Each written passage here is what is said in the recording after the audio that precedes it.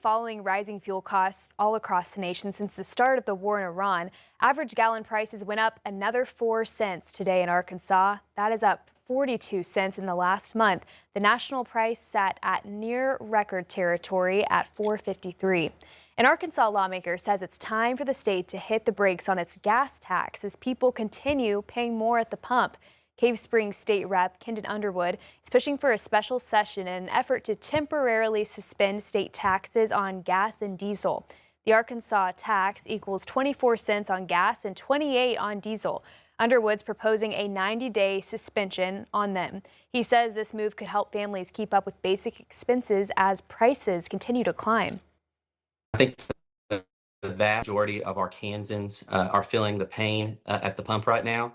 And I think by doing this, we're easing that burden for not only Arkansas families, but for farmers who are putting food on the table, truckers who are pushing the supply chain in Arkansas. And so I think this would be a big benefit to the vast majority of Arkansans. Underwood says he plans to circulate a letter to members of the General Assembly and submit a formal request to the governor, and he's encouraging Arkansans to contact their elected officials in support of the proposal. The higher price at the pump has taken a major toll on all of us over the last several weeks, and that includes local trucking companies. 5 News anchor Darren Bobb tells us the owner of a Fort Smith firm says it's been a very tough go. It's tough. It comes right off the bottom line, and it hurts right now. Greg Carmen is president of Carmen Inc., a small trucking firm based in Fort Smith that his parents began in 1985. They run 45 trucks, mainly throughout the Midwest. We buy about 17,000 gallons a week of diesel fuel, and it's really, the bottom line is it's basically almost doubled in price. It went from around over $3 a gallon. We're paying someplace in the upper Midwest about $7 a gallon. He says they have a much harder time absorbing these price hikes than larger companies. They can do a few more things. Maybe they can get better payment terms on their fuel. Maybe they can, pre-buy. We can't do that at our size, but eventually it's going to hit them too. Carmen says as much as he hates it, he says he really has no choice but to pass on any increased costs. None of us like it, but and hey, I'm a consumer too. I'll go and, a loaf of bread or something. It's not going to be the same coming through this. We've got to pass the cost along, and it's tough.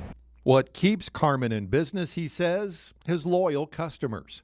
Besides my people, I give so much credit to that. Some good partnerships, and it's very rare in the industry, especially our size. I think we do a good job, but those relationships have been golden. They value our service, and I hope it continues. At the end of the day, Carmen says something has to give, and soon. I don't know how much worst case a $7 a gallon is, but in a worst case scenario, we'll just have to be reactionary. In Fort Smith, covering news where you live, I'm Darren Bobb, 5 News. Carmen says while they do have some fuel reserves, he's had to go through that pretty quickly in the last few weeks. We learned tonight that the Arkansas Supreme Court has dropped Governor Sarah Huckabee Sanders' appeal in a lawsuit regarding the timeline of March's District 26 special election. That was the race to fill the vacant seat left behind by State Senator Gary Stubblefield, who died last September. Libertarian governor's candidate Colt Shelby sued the state on the timeline of the election, which ultimately ended in it moving up 5 months. The state tried to appeal that, but the Supreme Court said there was no point since the election has already happened. A man who led Arkansas state troopers on a high-speed chase in Fayetteville that killed another driver has pled guilty to murder. Noah Cargill was sentenced to 20 years in prison. Police tried to pull him over in 2024, but Cargill didn't stop and led troopers on a chase. It ended when he hit another car head-on near Ruppel Road. 56-year-old David Pemberton was killed in the crash.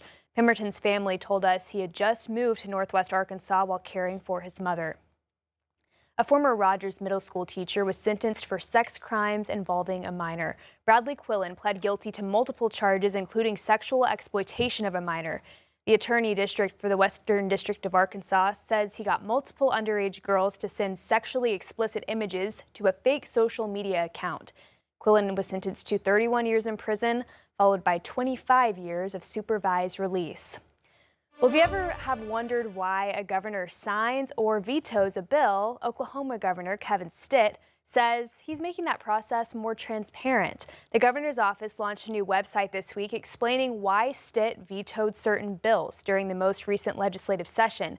Stitt says the site gives Oklahomans a better understanding of his decisions. His office says many of the vetoed bills would have expanded the size and the reach of state government. Well, back in Arkansas, the state's only proton cancer treatment center is facing financial troubles, and UAMS is threatening to terminate their contract. Proton therapy uses high beams of energy to treat several types of cancer. According to our partners at Arkansas Business, the Proton Center owes $900,000 to UAMS in physician and staff fees and hasn't paid for months. The therapy center opened in 2024 and has reportedly had financial trouble ever since. UAMS says it expects that money by the end of the month, or it will be forced to move on from that partnership.